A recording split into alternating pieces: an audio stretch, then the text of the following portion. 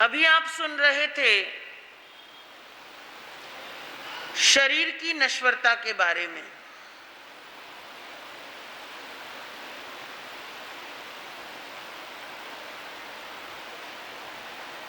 शरीर मिला है, मिलने के बाद क्या रहेगा? नहीं रहेगा। बचपन का जो एक बालक का जो व्यक्तित्व होता है, जिस समय बच्चा जन्म लेता है, हमारे हाथों में होता है, बड़ी कोमलता होती है। धीरे धीरे वो बच्चा थोड़ा बड़ा होता है, 2 महीने का, 3 महीने का, 6 महीने का। उस बच्चे की जो स्किन होती है वो थोड़ी टाइट होने लगती है, शाइनी होने लगती है। जिस समय पैदा होता है उस समय नहीं होती है, देखा ही होगा आपने तो सबने। जिस समय वो पैदा होता है उस समय उसकी स्किन शाइनी नहीं होती है, लेकिन वो जैसे जैसे 2 महीने, 3 महीने, 6 महीने का होता जाता है, उसकी स्किन टाइट होती है, शाइनी होती है, सॉफ्ट होती है, चमकदार होती है। साल का होता है, चलने लगता है। जो मासूमियत उसके अंदर 2 महीने, 3 महीने, 6 महीने में थी, वो धीरे धीरे मासूमियत उसकी जाने लगती है। नोट किया कभी बच्चे को? जाने लगती है। 2 साल का, 3 साल का, 5 साल का होने लगता है तो उसकी मासूमियत खत्म होने लगती है और उसके अंदर की भावनाएं गुणों के रूप में, अवगुणों के रूप में सामने आने लगती है। जिसका बच्चा है उसको तो बराबर उस पर प्यार रहेगा, वो कैसा भी हो। लेकिन वो जिसका बच्चा नहीं है, उसको उसका बराबर समझ में आएगा कि वो सही है बच्चा या गलत है बच्चा। उस बच्चे की हरकतें अच्छी हैं या बुरी हैं, उस बच्चे के गुण प्रकट हो रहे हैं, अवगुण प्रकट हो रहे हैं। और जैसे जैसे वो बच्चा 12 साल, 13 साल, 14 साल का होने लगता है, उसका चेहरा बदलने लगता है। बदलता है ना? 17, 18, 19, 20 के बाद उसकी आवाज बदलने लगती है। बदलती है ना? चेहरा बदला, आवाज बदली, फिर एक नव युवक के रूप में सामने आता है। हट्टा कट्टा शरीर और उसके ऊपर बढ़िया सी खोपड़ी। और वो जो पीरियड होता है 15 से लेकर के 25 साल तक का, अगर हमने ध्यान नहीं दिया तो उसका व्यक्तित्व बिगड़ भी सकता है। एक तो वो पूर्व भवों के अपने कर्म लेकर आया, और दूसरा इधर इस भाव में आकर संगत बिगड़ गई, तो वश में आएगा।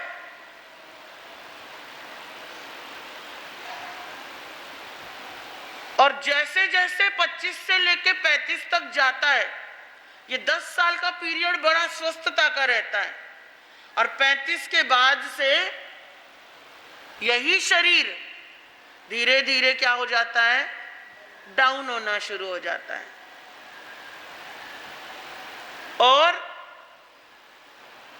डाउन होते होते जब 50, 60, 70 का आने लगता है, तो वो सारी चमक चली जाती है, सारी धमक चली जाती है, हाथ पैर काम करना बंद कर देते हैं, और नसीब से अगर कोई खतरनाक बीमारी हो गई फिर तो जीते जी गया काम से। नसीब अच्छा है और बीमारी नहीं है, लेकिन खुद को आलसी कर दिया तो भी गया काम से।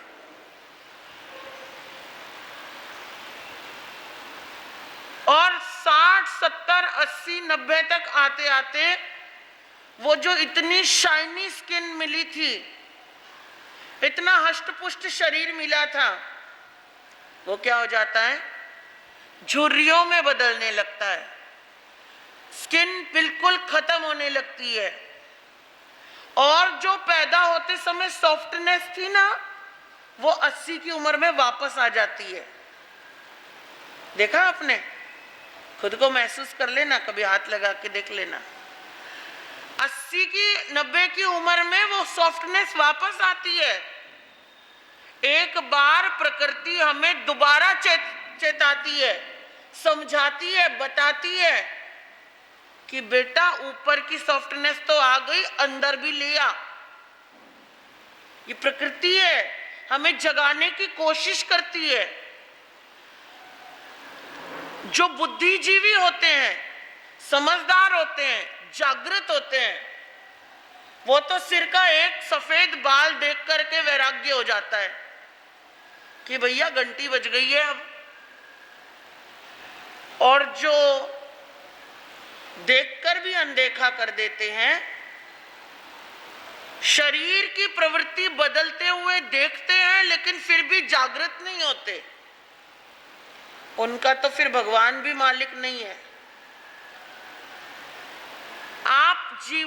आपको जीवन मिला, आपने जिया, कैसे जिया ये महत्वपूर्ण है, कितना जिया ये महत्वपूर्ण नहीं है, कैसे जिया ये महत्वपूर्ण है। परमात्मा कहते हैं मनुष्य का भाव मिलना अत्यंत दुर्लभ है। मिल गया, अब क्या करोगे? मिल गया। 83,99,999 भाव के बाद मनुष्य का भाव मिला। जानते हो क्यों मिला? क्यों मिला होगा? हाँ जी, पुण्य करने से के लिए नहीं, आए तो ठीक है, आ गए, मिला क्यों? कौन सा धर्म? धर्म तो ठीक है, पर कौन सा धर्म? हाँ जी, आत्म जागरण का धर्म। एक बात बताना चाहती हूं,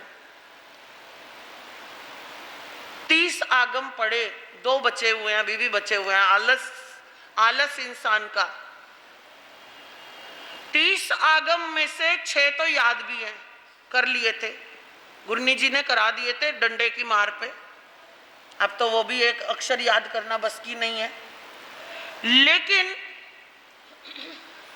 प्रत्येक आगम में एक बात जो छुपा करके लिखी गई थी, जो हर किसी की खोपड़ी में नहीं पड़ती है, पढ़ लेता है इंसान, सुन लेता है इंसान, लेकिन समझता नहीं है। हर साधु को, हर साध्वी को, हर श्रावक को, हर श्राविका को ऐसा लगता है कि धर्म करना चाहिए। बड़ी कड़वी बात है, लेकिन सच्ची बात है, बताना चाहती हूं। धर्म करना है भाई, धर्म करो भाई, धर्म करो। कौन सा धर्म? स्थानक आओ, आ गए, कुछ करते हो, लो सामायिक करो, कर ली।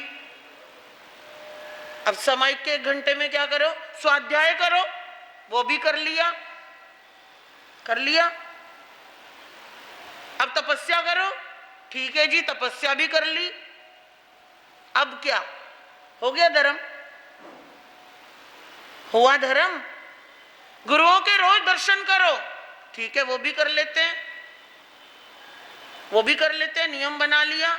रोज सामायिक का नियम है, रोज स्वाध्याय का नियम है, रोज 10-15 मिनट ध्यान का नियम है, रोज प्रार्थना करने का नियम है, रोज जाप करने का नियम है, और हफ्ते में 2-4 दिन या 7 दिन कोई ना कोई तपस्या करने का भी नियम है, वो भी कर लिया। और बोलो कौन सा धर्म? और बोलो कौन सा धर्म? और कोई धर्म है? भाई स्थानक भी आ गए, पोषशाला आ गए, गुरुजी के दर्शन करते हैं, रोज करते हैं। कोई साधु हो या ना हो, कोई साध्वी हो या ना हो, वो भी धर्म कर लिया, है ना, दर्शन भी कर लिए, वहां बैठ गए, जाप भी कर लिया, नौकार भी पढ़ लिया, प्रार्थना भी कर ली, कोई ना कोई छोटी मोटी नौकारसी, पोरसी, 1.5 पोरसी, 2 पोरसी, एकासना, आइनबिल, उपवास या चौविहार या फिर कोई और छोटा मोटा तप भी कर लिया, रोज कर लिया। हो गया धर्म? आपसे पूछना चाहती हूं, धर्म हुआ या नहीं हुआ?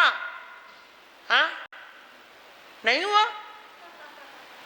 आपसे पूछती हूं, धर्म हुआ या नहीं हुआ?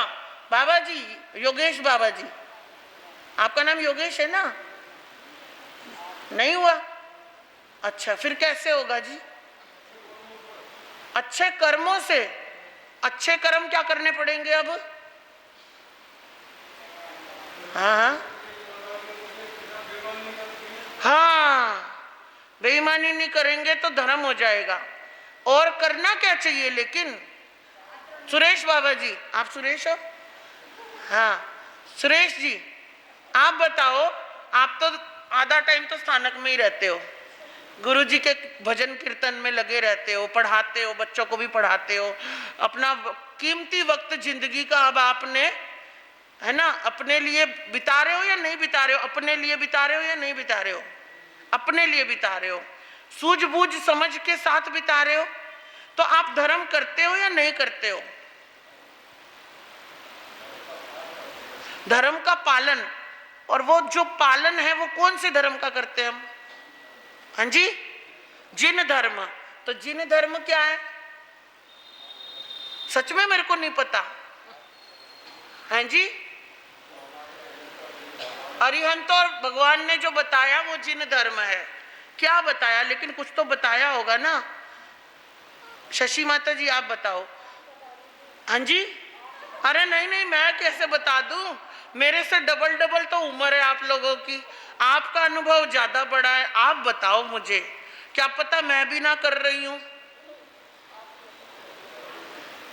अब सोचो कि पूर्व जन्म में मैंने कोई तो शुभ कर्म किए होंगे, मैंने कोई तो संकल्प लिया होगा कि मेरे को इस जन्म में जन्म मिला, मनुष्य भव मिला, और मैं पंजाबी कुल में पैदा हुई, क्षत्रिय राजपूत कुल में पैदा हुई, पंजाबियों में पैदा हुई, जहां पर जैन धर्म का ज भी नहीं पता था, किसी को नहीं पता था, आज भी नहीं पता।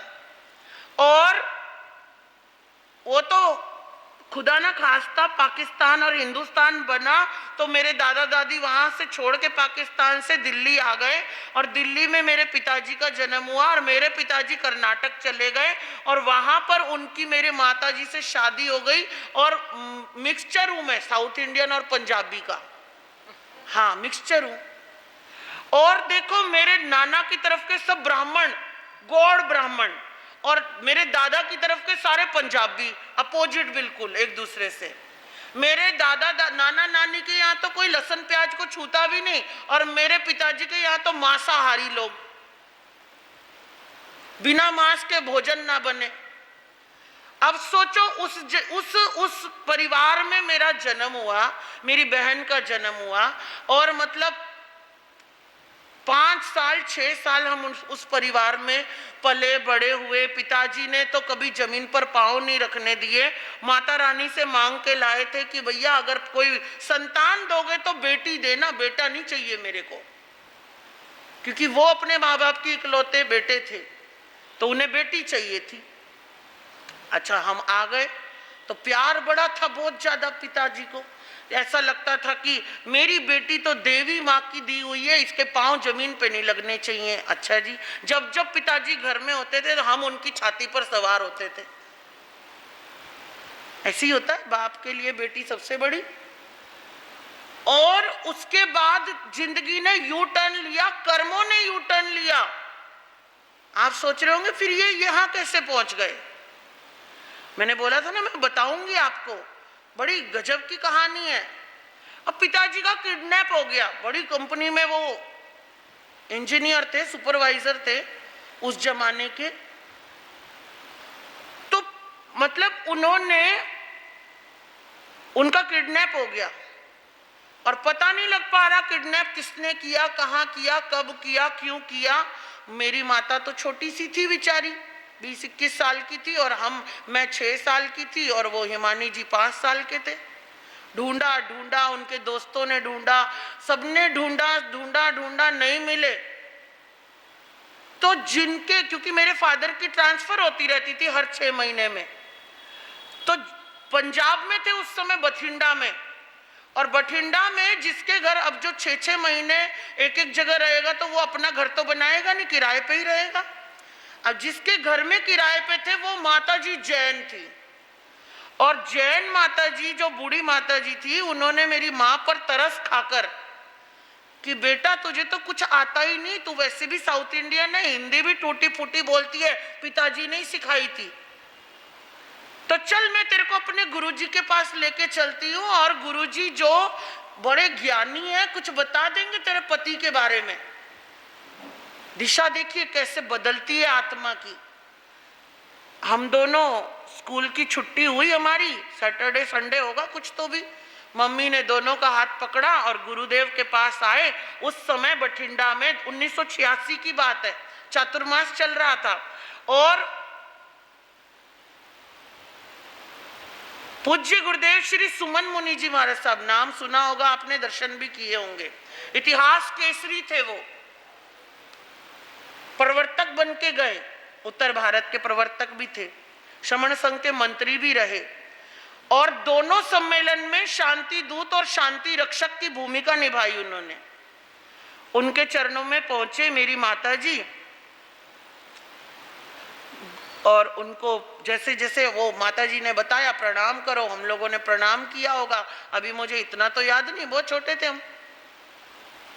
और उन्होंने कहा, गुरुदेव बैठे बैठे सारी स्टोरी सुनी, 2-4 लोगों से बोला होगा कि भाई पता करो क्या है क्या नहीं है, कहाँ गए थे उस दिन, कौन से टूर पे गए थे। लखनऊ के टूर पे आए थे, इधर ही आए थे आपकी तरफ, लखनऊ गए थे, और एक ट्रंक कॉल आया था कि भारती मैं यहाँ फंस गया हूँ, तू आजा जल्दी। और जैसे एड्रेस बताने लगे फोन कट गया, और उस टाइम ट्रंक कॉल हुआ करते थे। अब कहाँ करे, किसको करे, क्या करे, इतनी पहुंच नहीं कि भैया, और पुलिस वालों तक जाने में सबको डर लगता है। खैर जो भी था, नहीं मिलना था, नहीं मिले, लेकिन हमारी जिंदगी बदल गई। जब गुरुदेव के सामने बैठे थे, गुरुदेव ने कहा कि ये दोनों बच्चे तेरे हैं, कि हाँ जी गुरुजी। आगे क्या करने का विचार है? कि गुरुजी, मेरी माँ ने कहा होगा कि भाई गुरुजी क्या बोल सकते थे, अगर आपकी सिचुएशन होती तो आप क्या बोलते? कि देखती हूँ अब पीहर जाती हूँ या ससुराल जाती हूँ। अब गुरुजी ने कहा, बेटा अपनी आजीविका की खोज करो, अब जब मिलेगा तब मिलेगा। पति 6 महीने हो गए ढूंढते हुए, नहीं मिला। अब इन बच्चों को भी पालना है, क्योंकि नाना जी की तरफ बहुत पैसा था, खेत खलिहान सब कुछ था। मेरी माँ 7 भाइयों में एक ही बेटी पैदा हुई थी, फिर दूसरी उनके बाद हुई, 2 बहनें थी, बाकी सारे लड़के ही लड़के घर में। मेरे नाना जी 7 भाई थे, और सब कुछ था। मेरी माँ ने कहा मैं इनको अपने माँ के घर ले जाऊंगी, हम वहां रहेंगे, कोई कमी नहीं है हमारे घर में। गुरुजी ने कहा ठीक है, एक बार इनकी कुंडली लेकर आना। गुरुजी ने कुंडली मंगाई, अगले सैटरडे शायद लेके गई होंगी। गुरुजी ने देखी कुंडली और कहने लगे, भारती ये दोनों बच्चे मुझे दे दे, इनके नसीब में विवाह नहीं है, इनके नसीब में दीक्षा लिखी है। मम्मी ने कहा कि गुरुजी अगर इनके पिताजी आ गए तो मुझे तो बर्बाद कर देंगे वो, बेटियां उनकी जान प्राण है। कि कोई बात नहीं, आ गया तो तू वापस ले जाना, और तू एक बार सेट हो जा, अगर तेरा मन भी ना लगे तो वापस ले जाना, थोड़े दिन छोड़ दे। अच्छा जी।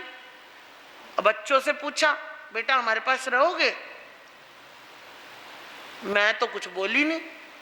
हिमानी जी जो थे हमारे, उनका नाम रितु था, वो लगभग 5.5-6 साल की थी उस समय। हाँ बोल दिया, हाँ जी, क्योंकि वो उसका कारण था, वो क्रिश्चियन स्कूल में पढ़ती थी बचपन में और मैं पंजाबी स्कूल में पढ़ती थी। तो क्रिश्चियन स्कूल में वो जो नन्स होती हैं वो ऐसे ही वाइट ही कपड़े पहनती हैं, तो उसे लगा वो नन्स है और वो बहुत प्यार करती हैं, बच्चों को बहुत ज्यादा प्रेम करती हैं। तो हिमानी को लगा कि भाई मेरे वही हैं, नन्स ही हैं, और वो रुक गई। अब वो रुक गई, मैं तो पहले दिन भाग गई अपने घर, मुझे नहीं रहना। अब दोबारा घर गई तो मेरी बहन की याद आ रही मुझे, उसको लेके आओ, रितु को लेके आओ, कि मम्मी ने कहा गुरुजी ने रखा है उसको अपने पास, बड़े अच्छे गुरुजी हैं, और मुझे कुछ तो समझाया होगा कि अपनी छोटी बहन के पास रहे। वो 7 साल की उम्र में माँ ने कहा कि छोटी बहन और तू बड़ी बहन माँ समान होती है, जब माँ ना हो तो बहन की तू ही माँ है। पता नहीं अंदर क्या स्विच दबा। अगले दिन पहुंच गई गुरुजी के पास मैंने बोला ठीक है हम तो रह जाएंगे। रह गए, और शुरू के चाव थे गुरुजी के भी, कभी तो चॉकलेट देवें, कभी टॉफी देवें, कभी खिलौना मंगा के देवें, कभी नए कपड़े मंगा के देवें, कभी है ना खेलने को मना ना करें, पढ़ाई के लिए बोले ना, तो मन लग गया, जुड़ गया। बच्चे थे, कोई वैराग वरूग कुछ नहीं था, आज भी नहीं है। कहीं आपको लग रहा हो मैं बड़े वैरागी हूं, वैराग कुछ नहीं है। वैराग जब हो जाए ना, और बड़े से बड़े साधु में नहीं होता वैराग अगर हो गया तो वो फिर जंगल का रास्ता लेते हैं, वो शहरों में नहीं रहते वैरागी लोग, ये बात पक्की है। मेरे को कई लोग पूछते हैं महाराज जी वैराग कैसे हुआ, मैंने कहा वैराग हुआ ही नहीं, राग हुआ, गुरु से राग हुआ, सात्विक राग हुआ, कर्मों ने यूटर्न मारा, और 7 साल की उम्र में कहां पहुंच गए, पंजाबी खानदान से कहां पहुंच गए, जैन धर्म में आ गए। गुरुजी ने बड़े प्यार से, दुलार से, लाड़ से, इतना लाड़ कि मेरे पिताजी ना करे, मेरी माँ ना करे, इतना लाड़ करते थे गुरुदेव। छोटे छोटे थे, और उस जमाने में छोटे बच्चे मिलते नहीं थे, ना आते थे, होते थे कोई महापुरुष। हमारे युवाचार्य महेंद्र ऋषि जी भी 7 साल की उम्र में ही आ गए थे, उनकी स्टोरी भी किसी दिन सुनाऊंगी, अभी उनका भी जन्मदिन आएगा। आचार्य आनंद ऋषि जी की मैंने सुनाई आपको कैसे यू टर्न हुआ। गुरुदेव के लाड़ ने गुरु से जोड़ दिया। 2-3 महीने बाद ही प्रवचन सुनने बैठते थे हम, क्योंकि डेली का चलता था, चतुर्मास चल रहा था। प्रवचन सुनते, और बच्चे कैसे सुनते हैं, आधा सुनते आधा खेलते रहते हैं, बैठे रहते हैं। हिमानी तो वहीं सो जाती थी, मैं सुनती रहती थी, कान में जाता था, अंदर में जाता था, लेकिन ध्यान में नहीं आता था। सुनते कब संकल्प बन गया कि हमको क्या लेनी है, अब तो गुरु का साथ नहीं छोड़ना। 3 महीने में, 4 महीने में, हर महीने मेरी माँ आती थी, चलो बच्चों 2 दिन के लिए घर चलो, नहीं जाना ही नहीं। फिर गुरुदेव वहां से विहार करके आ गए पूना चले गए, पंजाब से विहार करके। सम्मेलन था 87 में अहमद, वहां पूना में सम्मेलन में गए, और सम्मेलन में मेरी माँ फिर आ गई, चलो बच्चों यहां से तो गोवा पास में ही है, यहां से कर्नाटक पास में ही है, नानी जी से मिलवा के लाती हूं।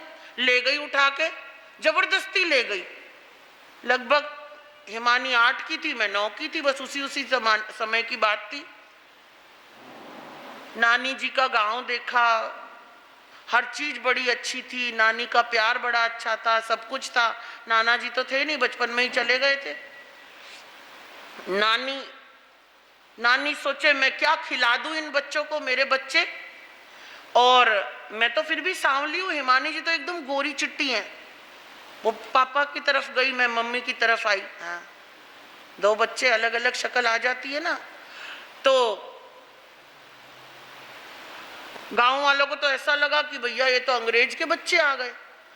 गांव वाले भी प्यार करते हैं, नानी जी भी करती हैं। 10-15 दिन बीते, हमें अपने गुरु की याद आई, चलो गुरुजी के पास चलना है। अरे यहाँ पे क्या कमी है, नानी कहती है स्कूल में डालूंगी, ये करूंगी, वो करूंगी। हाँ, हमें नहीं, हमें तो दीक्षा लेनी है, हमें तो गांव जाना है, वहां गुरुजी के पास जाना है।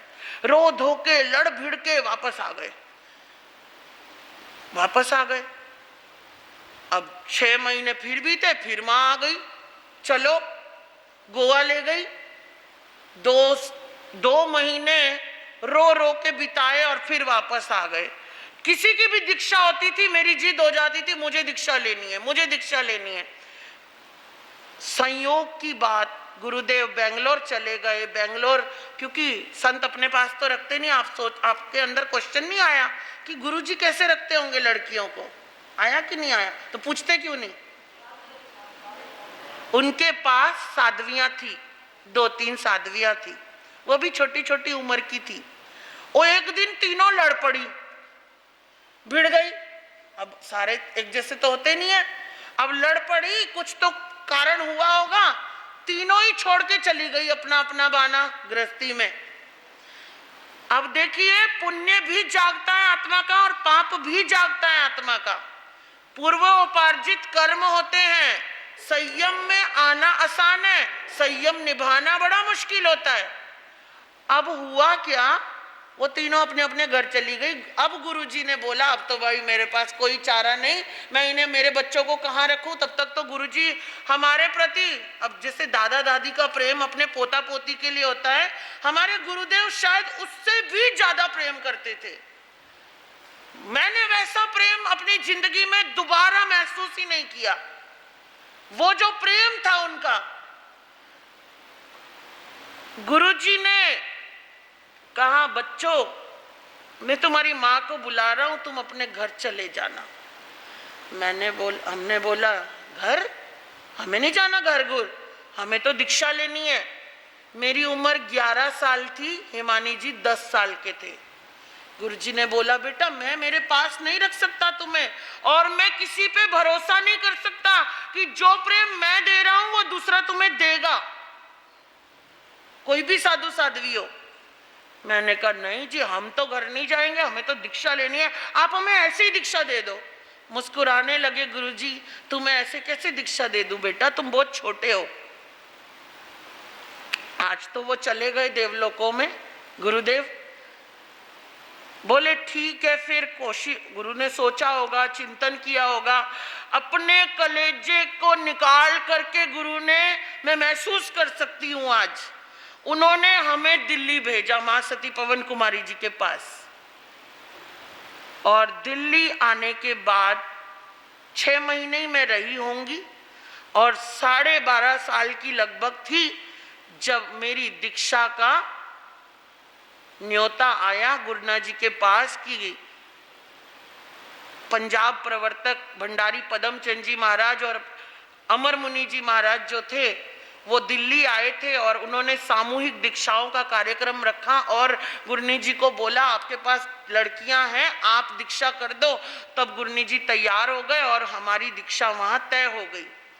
गुरुदेव से आज्ञा मंगाई, गुरुदेव ने तो मना कर दिया, अभी मेरी बच्ची छोटी है, अभी नहीं देना। लेकिन मेरे अंदर जिद थी, मुझे लग रही थी मुझे दीक्षा लेनी है। गुरुजी ने मना कर दिया तो कोई बात नहीं, आप तो गुरुनी जी हो मेरे, आप मुझे दीक्षा दे दो। और गुरुनी जी ने दे दी, दीक्षा ली और परीक्षा शुरू। और वो जो परीक्षा का दौर था 13 सालों का, जहां बड़े गुरुनाथ की टाइटनेस थी,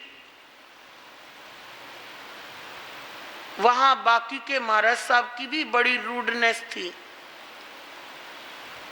लाइफ बड़े अलग तरीके से बढ़ने लगी।